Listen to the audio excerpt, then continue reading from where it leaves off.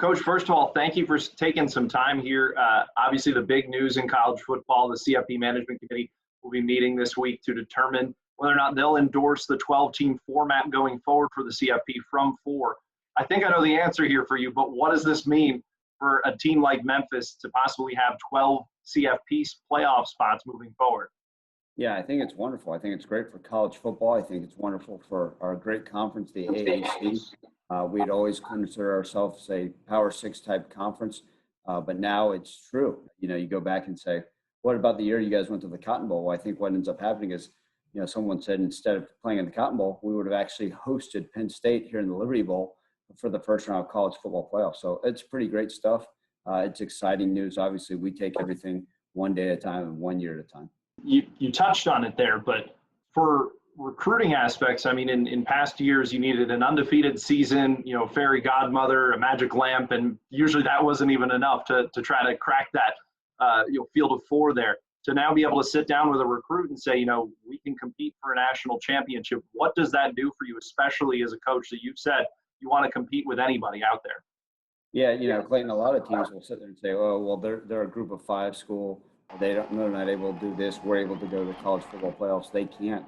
And the reality of it is that used to be somewhat of the truth, but it's no longer. And that's exciting because now if a young man comes here and you sit there and we've done it in recruiting meetings, we can say, okay, who has a better chance of winning their conference, Memphis or this team from the SEC? And really 99% of our answers so far, these kids have been saying, well, that team, there's no way. That team's just lucky to go to a bowl game in the SEC.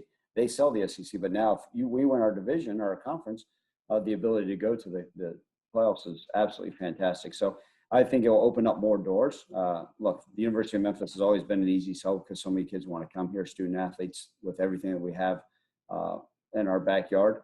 But the reality now, it just makes it a little bit easier, and I think we're going to allow ourselves to recruit more nationally as well. This was a committee that had been exploring this for about 2 years, I believe. While this was going on, were there different possibilities you thought might happen? Was the 12-team recommendation a surprise for you? You know, look, we know how there's been rumors floating around college football every year, right? That the playoffs are staying the same. There's no way they'll ever change because it's too much money. Then, they'll go to 6 or 8, and then for them to go to 12. So, look, I think we're all trying to guess what the landscape of college football will be week in and week out, right? Was the NIL, what does that mean, right? This transfer portal. I think this is just another thing that's thrown into the whole deal, try to figure out what's the college football landscape really over the next 2 years.